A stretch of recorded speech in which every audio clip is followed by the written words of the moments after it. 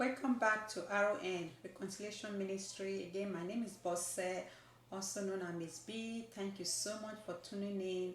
And we're going to continue our theme, the garden, taking again from Genesis 2:15. Like I said, we're going to be spending a little bit of time there. And please don't forget to share with loved ones and your friends. And again, I'll encourage you to subscribe. Now back to Genesis 2:15. Like I said in our last episode, maybe I spoke a little bit to our older men, our older brothers, uncle and fathers. But I want to spend a little bit of time, speaking to those of us who have young males in our lives, either as cousins, as sons, and of course, whatever relationship that means. But they are not married. In other words, they are not yet married. I will encourage you, please, to share this episode with them. It's very, very important, like I said, that they discover their work before they even think of taking a spouse. And of course, if you have little children that are, say, boys, specifically boys, or even if you have girls, you have it, but they are still very young. They are still in their, in their childhood age, youth, adolescent, and or young adult. I encourage you, please, to make sure you understand what Proverbs 22 verse 6 says. It says, I read Proverbs 22 verse 6 says, train up a child in the way he should go, and when he is old, he will not depart from it. What does that really mean? Train up the child the way, which means a way has already been part made up, or a path has already been made for that child. And that takes us back to again that book in Genesis 2:15, in the book of Genesis 2, chapter 2 verse 15.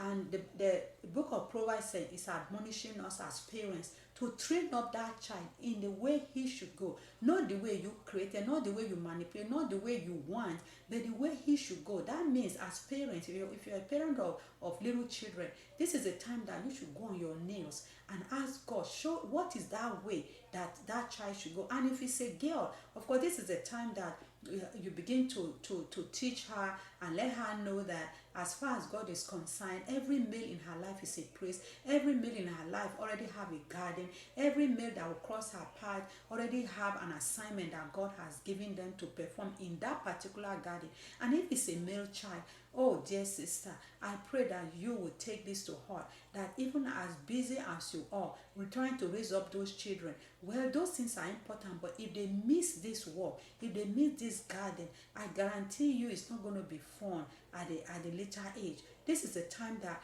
you can go to God in prayer and begin to ask the Holy Spirit to mold your heart, to work on your heart, to show you, reveal it to you. What is that path? What is that garden that God ordained for that particular male child in your life before you even put him in your womb? Like I said, his destiny is set. The garden is set. It's already been created, and the path may change. And all you have to do is to ask the Lord to show you what that means. And of course, whether you're a single parent or you are married, it doesn't make any difference, because the Holy Spirit is our helper. You don't have to do this all by yourself. You don't have to be overwhelmed. And I can tell you right now that if you begin to do that, it will amaze you how this male child will turn out, this male daughter of yours will turn out, and it will be effortless. And at the end, they will rise up to call you blessed, and they will thank you for allowing the Holy Spirit to guide you. You don't have to look at your neighbor. You don't have to look at what is a popular trend, what is going on. No, allow the Holy Spirit to guide you as you train up this child. Training means what does training mean? That means allow the Holy Spirit. If you have to train, you have to also allow the Holy Spirit to train you. How can you train them if you are not trainable? You have to submit to the Holy Spirit. Then of course it trickle down. The children will submit to you. If you don't submit to the Holy Spirit leading as a single parent, or if you are married, if you don't submit to you don't submit according to biblical standard to your husband, the children will not submit. But if each and every one of us take our role and allow the Holy Spirit to lead them, with the man submitting to the person of the Holy Spirit, and of course the wife submitting, the children will submit, and of course this training will become very easy and effortless. Just look at the society today, look at what we have around us. Just look at what we have around us. And today we are having a lot of young men and women saying they don't want to marry, they don't even want to consider it. What a tragedy. What a world that we live in today. But the Bible is true to its core. The Bible is the living word that we have, and is the only thing that God has given us, like, like a blueprint, like a guide to help us navigate the maze of this world. And I encourage you, dear sister, that if you have young children, this is a time that you can go on your knees and begin to allow the Holy Spirit to help you. He is there to help you. You don't have to do it by yourself. You don't. I mean, yes, all those activities are good.